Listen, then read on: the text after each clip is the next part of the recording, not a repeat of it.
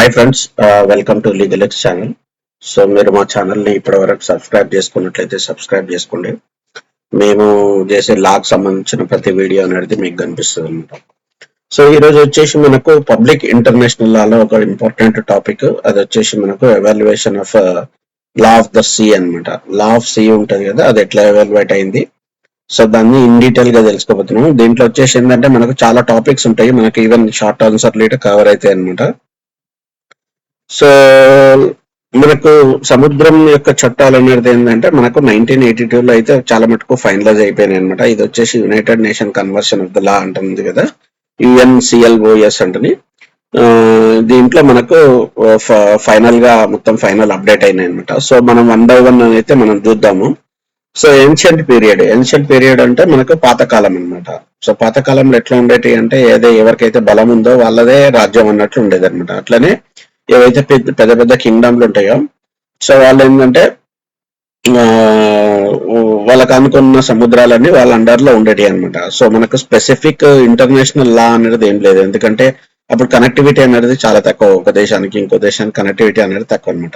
So వాళ్ళ Kingdom అనుకుని ఏదైతే సముద్రం ఉందో మొత్తం వాళ్ళ కింద పరిగణించేటోళ్ళు అనమాట. అట్లా సో ఎగ్జాంపుల్ ఏంది, సో రోమన్స్ ఉంటారు కదా, వాళ్ళు ఏంటంటే మెడిటేరియన్ సీ అంటే మధ్యధరా సముద్రం ఉంది కదా, మొత్తం వాళ్ళ కంట్రోల్ ఉండేది అనమాట. ఎందుకంటే వాళ్ళ కింగ్డమ్ కానుకొని సముద్రం ఉంది కాబట్టి మొత్తం సముద్రంలో వాళ్ళే హవా చలాయించేటోళ్ళు అనమాట.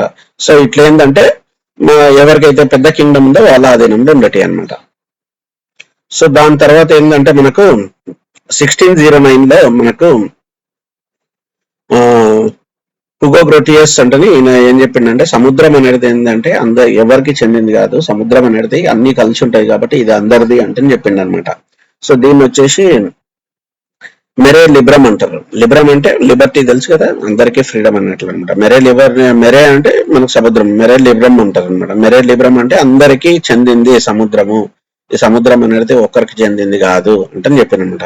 సముద్రం అనేది నీళ్ళు అనేది ఒక దేశం నుంచి ఇంకో దేశం ప్రయాణిస్తుంటే అందరికీ ఉంటది కాబట్టి ఎవరైనా సరే దీంట్లో హ్యాపీగా వాడుకోవచ్చు, హ్యాపీగా ప్రయాణం చేయొచ్చు, హ్యాపీగా నావిగేషన్ చేయొచ్చు, ట్రేడ్ చేయొచ్చు అన్నట్లు మనకు చెప్పిండు అనమాట. ఎందుకంటే సముద్రంది అందరిది అంటని అతను చెప్పిండు అనమాట. సో దాని తర్వాత వచ్చేసి మనకు డాక్ట్రిన్ ఆఫ్ మెరే క్లాజమ్ అంటనే ఉందన్నమాట. క్లాజమ్ అంటే క్లోజ్డ్ సీ అనమాట. క్లోజ్డ్ సీ అంటే ఎవరికైతే దేశానికి దగ్గర ఉందో సముద్రము వాళ్లకు కొంచెము పవర్ ఉంటది అంటని మనకి ఎవరు చెప్పిండో జాన్ సెల్డన్ అంటని చెప్పిండు అనమాట. ఎందుకంటే ఇన్ కేసు వాళ్ళ మీద ఎవరైనా అటాక్ చేయాలన్నా ఏదైనా వాళ్ళ కంట్రోల్ ఉంటేనే కదా వాళ్ళకు సంబంధించింది, ఆ విధంగా చెప్పిండు అనమాట. సో ఇదేంది మెరే లిబ్రమ్ అంటే ఎవరు చెప్పారు, హుగో గ్రోటియస్ ఉంటుంది కదా, అతను చెప్పిండు అనమాట 1609 సముద్రంలో అందరిది అంటాను. ఎందుకంటే అప్పుడు పెద్ద ఎక్స్పోజర్ ఏం లేదనమాట, సముద్రం అందరిది అంటే చెప్పిండు. తర్వాత ఏంది ఇది జాన్ సెల్డన్ ఏం చెప్పిండు, మెరే క్లాజమ్ అంటే క్లోజ్డ్ అనమాట. ఏదైతే ఏ దేశానికి అయితే క్లోజ్ ఉందో ఆ పర్టికులర్ సీ అనేది ఏంటంటే ఆ పర్టికులర్ దేశానికి చెందింది అంటే చెప్పిండు అనమాట. Okay, so a state can claim sovereignty over the certain sea areas. Okay, so ఒక సర్టన్ సీ ఏరియా వరకు ఏంటంటే ఆ దేశాన్ని అంటే చెప్పిండు అనమాట. ఆబ్వియస్లీ రైట్, ఏదైతే కంట్రీకి దగ్గర ఉంటుందో వాళ్ళకి సంబంధించింది అనమాట. So coastal areas excise control over by nearby waters. So coastal ఏరియాలో ఏదైతే సముద్రం వాళ్ళ దేశానికి దగ్గర ఉంటుందో వాళ్ళు ఆ నియర్ బై ప్లేస్ వాళ్ళు కంట్రోల్ చేస్తారు అనమాట. Okay, so this theory opposed by Grotius concept completely freedom of the seas. ఇది ఇంతకుముందు చెప్పిన దానికి అపోజిషన్ అనమాట. ఎందుకంటే ఇది కంప్లీట్లీ ఫ్రీ అన్నారు, లేదు ఇది కొంచెం కంట్రోల్ ఉంటుంది అంటే చెప్పారు. తర్వాత ఏంటంటే కెనాన్ షార్ట్ రూల్ అంటని ఇది ఒకటి అనమాట 18th centuryలో. సో ఏం చెప్పారంటే a state control over the sea extend as far as you can defend. Suppose ఎవరైనా అటాక్ చేయడానికి వచ్చారు అనుకో, వాళ్ళ మీద ఏదైనా మనం బాంబులు కానీ ఏదైనా వేసినాం అనుకోండి, అది ఎంత దూరం అయితే మనం ప్రివెంట్ చేయగలుగుతాం అంత దూరం వరకు ఇది స్టేట్ కంట్రోల్లో ఉంటది అంటే చెప్పారు అనమాట. అప్పుడు ఏంటంటే అప్రాక్సిమేట్లీ 3 నాటికల్ మైల్స్ అంటే చెప్పారు అనమాట. ఒక నాటికల్ మైల్ ఈక్వల్ టు ఎంత మనకు 1.8 kilometers అనమాట. 1.852 అంటే ఉంటది. సో 1.8 kilometers అంటే ఉంది. సో 3 nautical miles వరకు ఇది ఆ దేశానికి సంబంధించింది సముద్రము. ఎందుకంటే అప్పట్లో ఏంటంటే 3 nautical miles వరకు వాళ్ళు ఏదైనా ఫైట్ చేసేది ఉంటే చేస్తుంటారు అనమాట. సో అది లిమిట్ అంటే పెట్టారు. ఇది చాలా వాటికి ఏంటంటే చాలా సంవత్సరాలు ఇట్లనే నడిచింది అనమాట. ఎందుకంటే ఇది అప్రాక్సిమేట్ గా మంచిగా అనిపించింది అందరికి. సో దాని తర్వాత ఏమైంది, హ్యూగో కోడిఫికేషన్ అంటే 1930లో వచ్చింది అనమాట. సో దీంట్లో ఏంటంటే అందరు కూర్చొని మాట్లాడుకోరు అనమాట, డిస్కషన్ ఎంతవరకు ఉండాలి, ఏది టెరిటోరియల్ ఎంత ఉంది, కానీ మనకేంటంటే ఫైనల్ అగ్రిమెంట్ అనేది ఏం రీచ్ కాలేదు. ఎందుకంటే ఒకరొక కంప్లీట్ లో ఒక్కొక్కరికి ఉన్నాయి అనమాట. కాకపోతే ఏంటంటే ఇది ఒక మంచి స్టెప్ అనమాట, అందరు కూర్చొని మాట్లాడడానికి ఒక మంచి స్టెప్ ఇది. ఓకే, సో దాని తర్వాత వచ్చేసి జెనీవా కన్వెన్షన్. జెనీవా కన్వెన్షన్ అనేది ఇది చాలా ఇంపార్టెంట్ మనకు. ఇది 1958 లో వచ్చింది. సో 1958 లో ఏంటంటే, సో దీంట్లో ఏం చెప్పారంటే మనకు కన్వెన్షన్ చెప్పారు. కన్వెన్షన్ అనేది territorial sea and continuous tree, okay, high seas, continental shelves, ఇవన్నీ క్లియర్ గా మనం తెలుసుకోవచ్చున్నాము. అంటే ఒక్కొక్క జోన్ ఎంత ఉండాలి, ఏంది ఉండాలి అనేది కన్వెన్షన్ అనేది వచ్చిందనమాట. కాకపోతే ఇది మొత్తం ది కన్వెన్షన్ వేరే first major attempt to codify the maritime law. అంటే ఇది ఫస్ట్ అటెంప్ట్ అనమాట, ఏ విధంగా ఉండాలి, ఎంత టెరిటరీ ఉండాలి, ఎంత కంటిన్యూస్ ఉండాలి, ఎంత హై సీస్ ఉండాలి, ఇవన్నీ ఒక టెరిటోరియల్ అయితే ఇచ్చిందనమాట.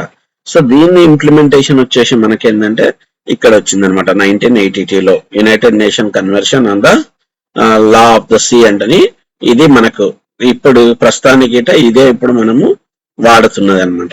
ఓకే, సో దీంట్లో వచ్చేసి మనకు ఇదైతే చెప్పారు కదా, territorial, continuous zone, high zone, continental shelf ఉన్నాయి కదా, అవి ఇక్కడ ఇంప్లిమెంట్ చేశారు అనమాట. సో ఇక్కడ వచ్చేసి first territorial sea. Territorial sea అంటే మనకు ఇప్పుడు సముద్రం తీర ప్రాంతం ఇట్లా ఉందనుకోండి, సో దానికి ఆనుకొని ఉన్న ప్లేస్ ఉంటది కదా, అది టెరిటోరియల్ సీ ఉంటుంది. ఇమీడియట్ గా ఆనుకొని ఉన్న ప్లేస్ ఉంటది కదా, దాన్ని టెరిటోరియల్ సీ అంటారు అనమాట. సో ఇక్కడ ఏంది మనకు, ఇప్పుడు సపోజ్ ఇది సముద్రం అనుకోండి, ఓకే, సముద్రం ఇట్లుంది. సో దీనికి ఆనుకొని ప్లేస్ ఏదైతే ఉంటుందో అది మనకు టెరిటోరియల్ సీ అన్నమాట. ఓకే, సో దాన్ని టెరిటోరియల్ సీ అంటారు. సో ఇక్కడ ఏంది మనకు దీన్ని ఏం చేశారంటే extend to 12 nautical miles. So ఈ టెరిటోరియల్ సీ ఎంత డిసైడ్ చేశారంటే 12 నాటికల్ మైల్స్ వరకు, అంటే అప్రాక్సిమేట్లీ 22.2 కిలోమీటర్స్ అనమాట. అప్పటి వరకు ఏంటంటే ఇది టెరిటోరియల్ సీ కింద కన్సిడర్ చేశారనమాట. So 1 nautical mile equal to 1.852 kilometre అనమాట.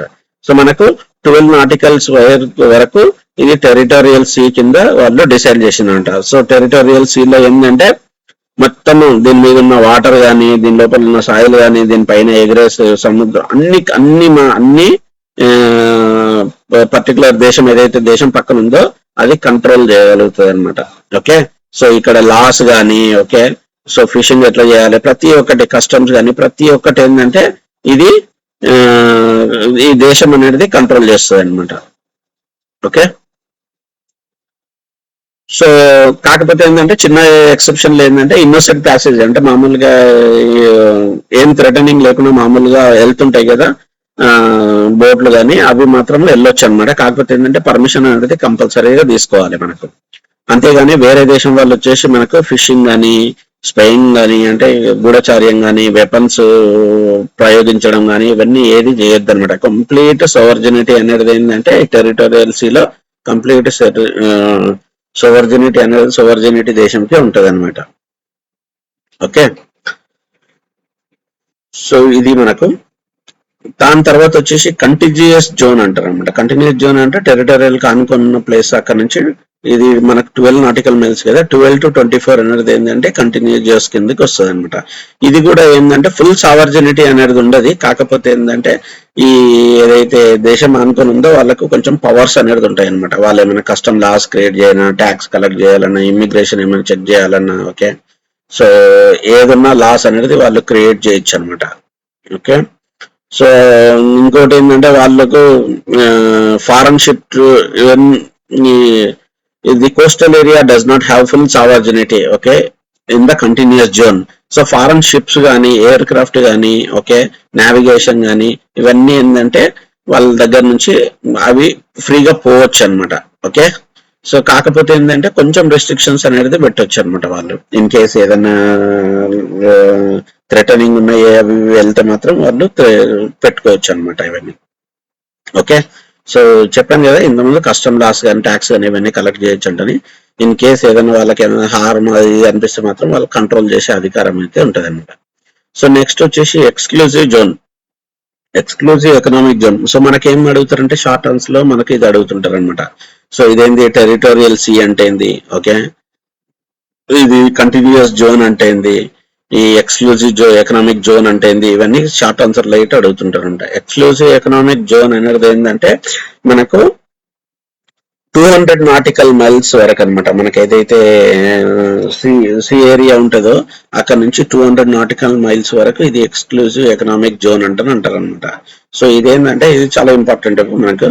సో ఇక్కడ ఏంటంటే ఈ ఏదైతే దేశం ఆనుకొని ఉంటుందో వాళ్ళకి సర్టన్ రైట్స్ ఉంటాయి. కాకపోతే ఏంటంటే సోవర్జిన్, ఫుల్ సోవర్జిన్ రైట్స్ అయితే ఉన్నాయి అనమాట. వాళ్ళు ఏం చేయాలవుతారంటే దాని లోపల ఉన్న ఆయిల్ కానీ, గ్యాస్ కానీ, లేకుంటే ఫిషెస్ కానీ, ఇవన్నీ అనేది ఏంటంటే వాళ్ళు వాడుకోగలుగుతారు. అంతేగాని వేరే వాళ్ళని కంట్రోల్ చేయనికే చేయలేరు అనమాట. వేరే వాళ్ళు అంటే ఇప్పుడు వేరే దేశం వాళ్ళు ఆ వాటర్ లో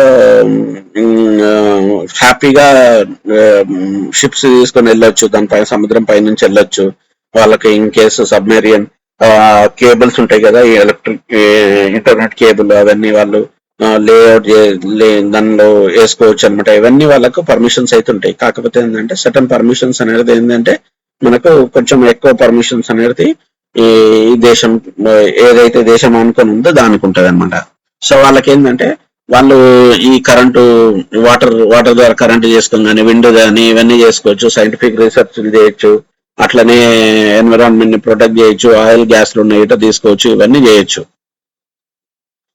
సో కాంటినెంటల్ షెల్ఫ్ అంటే ఏంటంటే ఈ ఎకనామిక్ జోన్ ఉంది కదా, దీంట్లో ఉన్న మనకేంటంటే 200 నాటికల్ మైల్స్ లో ఉన్న భూమి ఉంటది కదా, దానిది అనమాట కాంటినెంటల్ షెల్ఫ్స్. ఓకే. సో దీంట్లో ఏంటంటే వాళ్ళకి అన్ని ఇప్పుడు మామూలుగా ఆయిల్ కానీ, గ్యాస్ కానీ, మినరల్స్ కానీ, ఇవన్నీ ఎక్కడి నుంచి దొరుకుతాయి, సముద్రం లోపల ఉంటే భూమి లోపల నుంచి వస్తాయి అనమాట. సో మనకేంటంటే సముద్రం లోపల ఉన్న భూమి నుంచి మనం ఇవన్నీ తీస్తాం కాబట్టి ఇవన్నీ ఏంటంటే ఏదైతే సోవర్జిన్ దేశం ఉంటుందో, దానికి అనుకున్న దేశం ఉంటుందో దానికి ఈ రైట్స్ ఉంటాయి అనమాట. ఓకే. అంతేగాని ఈ వేరే దేశంలో అయితే ఉండే అనమాట. ఓకే. సో వేరే దేశం కాకపోతే వేరే దేశంలో ఇవన్నీ ఏంటంటే వాళ్ళకు హ్యాపీగా దాని నుంచి వెళ్ళిపోవచ్చు. వాళ్ళు ఎట్లాంటి రెస్ట్రిక్షన్స్ అయితే ఉన్నాయి. దాని నుంచి దానిపై నుంచి ఫ్లైట్ లో కూడా వెళ్ళొచ్చు. ఇవన్నీ ఉంటాయి. కాకపోతే ఏంటంటే ఇవి మాత్రం వీళ్ళకు ఉంటాయి అనమాట. ఓకే. సో హై సీస్ అంటే మనకు 200 మైల్స్ ఉన్నాయి కదా, 200 మైల్స్ దాటిన తర్వాత ఏదైతే ప్లేస్ ఉంటుందో అది ఎవరి కంట్రోల్లో ఉండదు అనమాట. అది వచ్చేసి అన్ని దేశాలకు ఈక్వల్ గా ఉంటది అనమాట. ఎవరు కంట్రోల్లో ఉండదు. సో మనకు ఎవరైనా సరే అక్కడికి వెళ్ళొచ్చు. ఓకే. ఎవరైనా సరే అక్కడ ఏమంటారు ఫిషింగ్ చేయొచ్చు. ఎటువంటి రెస్ట్రిక్షన్స్ అయితే ఉంటాయి. కాకపోతే ఏంటంటే మనకు వార్కు సంబంధించింది యూజ్ చేయొద్దు అనమాట. ఓకే. సో దాని ఎన్విరాన్మెంట్ అనేది డ్యామేజ్ చేయొద్దు. సర్టన్ రూల్స్ ఉంటాయి అనమాట. కాకపోతే ఏంటంటే మిగతా అన్నిటికీ ఫ్రీగా మనం వాడుకోవచ్చు. ఇది అందరికి సంబంధించింది అనేది. ఓకే. సో నావిగేషన్ అంటే దాని నుంచి పడవల నుంచి వెళ్ళిపోవచ్చు, ఓవర్ ఫ్లైట్ దాని పై నుంచి వెళ్ళొచ్చు, ఫిషింగ్ చేయొచ్చు. ఓకే. సబ్జెక్ట్ టు ఇంటర్నల్ అంటే వాళ్ళు కొన్ని గైడ్ లైన్స్ ఇస్తారు అనమాట. దాని ప్రకారం మనం ఫిషింగ్ అయితే చేయొచ్చు. ఓకే. సైంటిఫిక్ రీసెర్చ్ చేయొచ్చు. ఈ కేబుల్స్ పెట్టొచ్చు అనమాట. Construction of artificial islands and installation where permitted by international. In case island ఏమైనా చేయాలన్నా, లేకుంటే ఏమైనా ఇన్స్టాల్ చేయాలన్నా పబ్లిక్ ఇంటర్నేషనల్ లా ప్రకారం వాళ్ళు చేయొచ్చు అనమాట. ఇవన్నీ ప్రతి దేశం అనేది చేయొచ్చు అనమాట. ఎందుకంటే కొన్ని దేశాలకు ఏంటంటే సముద్రమే ఉండదు. సో వాళ్ళకి సముద్ర తీర ప్రాంతం, అటువంటి సముద్రం లేని వాళ్ళు ఏం చేస్తారంటే ఇక్కడే వాళ్ళు చేసుకోవచ్చు అనమాట. ఓకే. సో ఇది cooperate in conversion marine resources. Okay. So state must, ప్రతి దేశం ఏంటంటే కోఆపరేట్ గా ఈ కన్వర్షన్ మెరైన్ రిసోర్స్ వాళ్ళు యూజ్ చేసుకోవచ్చు. Surprise privacy, piracy, legal trafficking and unrising broadcasting. అంటే లీగల్ గా వాళ్ళు ఎక్కడి నుంచి సరే ఒక దేశం నుంచి ఇంకో దేశానికి వెళ్ళొచ్చు అనమాట. ఈ ప్రొటెక్ట్ మెరైన్ ఎన్విరాన్మెంట్ వాళ్ళు ప్రొటెక్ట్ చేయాలన్నమాట. ఇంకోటి డీప్ సీ బెడ్ అంటే ఏదైతే ఇప్పుడు మనం హై సీస్ ఉందో దాని కింద ఉంటది కదా ప్లేస్, దాన్ని డీప్ సీ బెడ్ అంటారు అనమాట. డీప్ సీ బెడ్ లో ఏంటంటే దానికి ఎవరు ఓనర్స్ కారనమాట. No state can claims originate over. అది ఎవరికి సంబంధించింది కాదు. ఈవెన్ పైన ఇట ఇప్పుడు మనకు హై సీ ఉంది, అది ఇట ఎవరికి సంబంధించింది కాదు. Okay. It resources belongs to humanity of a whole. అందరికి సంబంధించింది అనమాట. Activities there must be benefit to all the controls, especially developing nations. So ఏదైనా యాక్టివిటీ చేస్తే ప్రతి ఒక్క దేశానికి సంబంధించింది అయి ఉండాలన్నమాట. అందరికి బెనిఫిట్ అయి ఉండాలి. ఏ ఒక్క దేశానికి సంబంధించింది కాదనమాట. Okay. The deep seabed regulated by international seabed authority, ISA దీన్ని రెగ్యులేట్ చేస్తుంది అనమాట. Okay. So grants exploration of mining contracts. So ఈ మనకేమైనా మైనింగ్ కాంట్రాక్ట్స్ ఏమైనా కావాలన్నాయంటే ఇది ఇంటర్నేషనల్ సీబెట్ అథారిటీ ఉంటుంది కదా, వాళ్ళు చేసుకోవాలంట. కాకపోతే ఏంటంటే చాలా లోతుగా ఉంటాయి. ఓకే. సో అక్కడ చేయాలనేది కష్టం అనమాట. Okay. Develop regulations for sea mining. So ఏమన్నా ఇప్పుడు ఈ ఐఎస్ఏ ఉంది కదా, ఇంటర్నేషనల్ సీబెట్, దానికి ఏం సంబంధించిన దీనికి సంబంధించిన ఏదైనా రెగ్యులేషన్స్ ఏదైనా క్రియేట్ చేయాలంటే అదే చేస్తుంది అనమాట. ఓకే. సో ఆబ్వియస్ గా ఎన్విరాన్మెంట్ ప్రొటెక్షన్ అనేది వాళ్ళు చూస్తారనమాట. Okay. Resources found in the seabed. So resources ఏదైనా ఉందనుకో, మనకు ఏంది containing magnesium, nickel, cobalt, copper ఇవన్నీ ఉన్నాయనుకో, ప్రతి ఒక్క దేశానికి చెందింది అనమాట, ఒక్క దేశానికి సంబంధించింది కాదనమాట, ఏదైనా సరే. ఓకే. సో దీనికి సంబంధించిన ఇంపార్టెంట్ కేస్ లాస్ వచ్చేసి ఇది నార్త్ సీ కాంటినెన్షియల్ షెల్ఫ్ కేసు. ఇది చాలా ఇంపార్టెంట్ కేస్ లాస్. ఇది ఏంటంటే మనకు డెన్మార్క్, నెదర్లాండ్ అండ్ జర్మనీ మధ్యలో సముద్రం ఉంటది అనమాట. సో ఒక్కొక్క దేశం ఏంటంటే ఇది మాకు ఇంత రావాలి అంటే అడుగుతుంటాయి అనమాట. సో డెన్మార్క్, నెదర్లాండ్ ఏం చెప్తుందంటే ఇది ముగ్గురం సమానంగా పంచుకుందాము సీబెడ్ నుంచి అంటే ఉంటది. అప్పుడు జర్మనీ అపోజ్ చేస్తుంది అనమాట, ఎందుకంటే దానికి మొత్తం కరువుగా ఉంటది అనమాట. సమానంగా వస్తే సమానంగా చేసుకుంటే జర్మనీకి తక్కువ వస్తుంది అంటే అది వాదిస్తుంది అనమాట. సో ఆబ్వియస్ గా ఇది వచ్చేసి మనకు ఇంటర్నేషనల్ కోర్ట్ ఆఫ్ లాకి వెళ్తాయి అనమాట. అప్పుడు కోర్ట్ ఏం చెప్తుంది అంటే ఈక్వల్ డిస్ట్రిబ్యూషన్ అనేది అది మ్యాండేటరీ ఏం కాదు, అందరు అంగీకరిస్తేనే ఈక్వల్ డిస్ట్రిబ్యూషన్ అనేది వస్తుంది. ఎందుకంటే ఒక్కొక్కరి బట్టి ఒక్కొక్కరి కింద ఉంటది. ఓకే. ఇది కోస్టల్ జియోగ్రఫీ ఏరియా బట్టి ఉంటది అంటే చెప్తారు అనమాట. అట్లనే ఇంకోటి ఏంటంటే ఇది మనం ఏదైతే పంచుతున్నామో అది ఫేర్ గా ఉండాలి, అందరికి అన్ఫేర్ గా అయితే ఉండొద్దు అంటే తీర్పిస్తుంది అనమాట. ఓకే. సో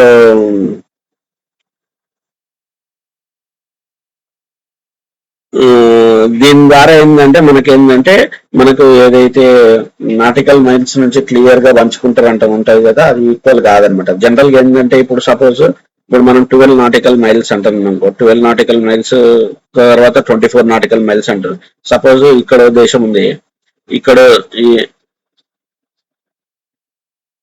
ఇక్కడ దేశం ఉంది, ఇక్కడ దేశం ఉంది. ఓకే. ఈ రెండు దగ్గరగా ఉన్నాయి. ఓకే. సో దీని మధ్యలో ఏంటంటే మనకు ఒక 60 ఒక 40 నాటికల్ మైల్స్ ఉందనుకో. సో దీని మధ్యలో ఏంటంటే మనం సగం మంచానికి కష్టం అనమాట, ఎందుకంటే దీని ప్లేస్ ఇక్కడ వరకు వస్తుంది, దీని ప్లేస్ ఇక్కడ వరకు వస్తుంది. అప్పుడు ఏం చేస్తారంటే ఇద్దరు కలిసి మధ్యలో తీసుకుంటారు అనమాట. సో కొన్ని సార్లు ఏంటంటే ఇది ఇద్దరికి అంగీకారం కాకపోవచ్చు, ఎందుకంటే ఒక్కొక్క ఏరియా సపోజ్ ఇప్పుడు నాటికల్ మైల్స్ చూసినాం అనుకో, జర్మనీ ఉందనుకో, ఇట్లా ఉండొచ్చు, ఇట్లా ఉంటది కదా. మనం నాటికల్ మైల్స్ తీసేది ఇక్కడ నుంచి తీస్తాం, వాళ్ళది ఇక్కడ ఉంది, ఇంత భూమి అనేది వాళ్ళు లాస్ అవుతారు అనమాట. సో అందుకోసం వాళ్ళు ఏంటంటే ఇది అంగీకరిస్తలేరు అనమాట. సో లేదు మాకు ఇట్లా కావాలంటే ఇద్దరికి అనుగుణంగా ముగ్గురికి అనుగుణంగా పంచుకోవాలి అంటే తీర్పిచ్చింది అనమాట ఇది. ఓకే. సో ఇంకోటి వచ్చేసి కార్ఫ్లో ఛానల్ కేసు అంటారు. ఇది ఒకటి వచ్చేసి ఏంటంటే Albania versus United Kingdom. So Albania ఏం చేస్తుందంటే మనకు వాళ్ళ సముద్రంలో ఏం చేస్తుందంటే సీ మైన్స్ పెట్టేస్తుంది అనమాట. సీ మైన్స్ ఏంది, ఇన్ కేసు వాళ్ళ సముద్రంలోకి ఎవరైనా వస్తే అవి ఆటోమేటిక్ పేలేటట్లు అనమాట. సో ఇది యునైటెడ్ కింగ్డమ్ ఏం చేస్తుంది, వాళ్ళ వాళ్ళ ఒక వార్షిప్ ని వాళ్ళ ఏరియా అల్బేనియా దేశం సీ ఏరియా నుంచి వెళ్తుంటారు అనమాట. అప్పుడు ఏం చేస్తారు, ఈ సీ మైన్స్ తాకేసి అది పేలిపోతుంది అనమాట. పేలిపోయేసి చాలా మంది చనిపోతారు, చాలా మంది ఇంజూరీ అయితే అవుతారు. అప్పుడు ఏం చేస్తుందంటే ఈ యూకే ఏం చేస్తుందంటే వాళ్ళ మీద ఇంటర్నేషనల్ కోర్టుకి వెళ్తుంది, మాకు ఇన్ఫార్మ్ చేయలేదు ఇట్లా సీ మైన్స్ ఉన్నాయంటని చెప్తాను. సో అప్పుడు కోర్టు ఏం చూపిస్తుంది అంటే even though you're protecting for your country, కాకపోతే సీ మైన్స్ ఉన్నదంటేనే ఆల్రెడీ ముందుగానే ఇన్ఫార్మ్ చేయాలి వేరే కంట్రీకి అంటే చెప్తారనమాట. ఓకే. సో అది ఎవరు రెస్పాన్సిబుల్ అంటే అల్బేనియా ఈజ్ రెస్పాన్సిబుల్ అంటే చెప్తాను అనమాట. కంపల్సరీ ఇవి ఉన్నాయి అంటే చెప్పాలన్నమాట, వేరే దేశానికి హాని కలిగించేటట్లు ఉండొద్దు అన్నట్లు చెప్తుంది అనమాట. ఇది తీర్పు మనకు. సో ఇది ఫ్రెండ్స్ మనకు మొత్తం చాలా ఇంపార్టెంట్ ఇది. సో మనకేంటంటే మెరీన్ లిబ్రమ్ అనేది ఇది ఒకటి 1609 లో, 1635 లో ఏంటంటే మెరీ క్లాసిమ్ అంటే క్లోజ్డ్ ఉన్నాయి అనమాట. సో అట్లనే ఏంటంటే మనకు 3 మైల్ టెరిటోరియల్ ఉంటుంది, 18th సెంచరీలో వచ్చింది. 1930లో ఏంటంటే అగే కోడిఫికేషన్ అంటాం. ఇదేంటంటే ఫస్ట్ స్టెప్ అన్నమాట. తర్వాత జెనీవా కన్వెన్షన్ వచ్చింది. జెనీవా కన్వెన్షన్ ఏంటంటే అందరు కూర్చొని ఎట్లా ఉన్నాయంటని మాట్లాడుకున్నారు అనమాట. దాని తర్వాత 1832లో 1982లో ఇది ఫైనలైజ్ అయింది అనమాట. ప్రస్తుతానికి యూజ్ చేసేది ఇది. సో ఇది ఫ్రెండ్స్ టోటల్ మనకు సి కి సంబంధించింది అనమాట లా. సో ఇట్లనే మీకు ఏమైనా ఇంట్రెస్టింగ్ టాపిక్ ఉంటే మాత్రం మనకు చెప్పండి, మనం అదైతే చేసే ప్రయత్నం అయితే చేద్దాము. Thank you friends, thank you so much. Please subscribe our channel. Thank you, bye.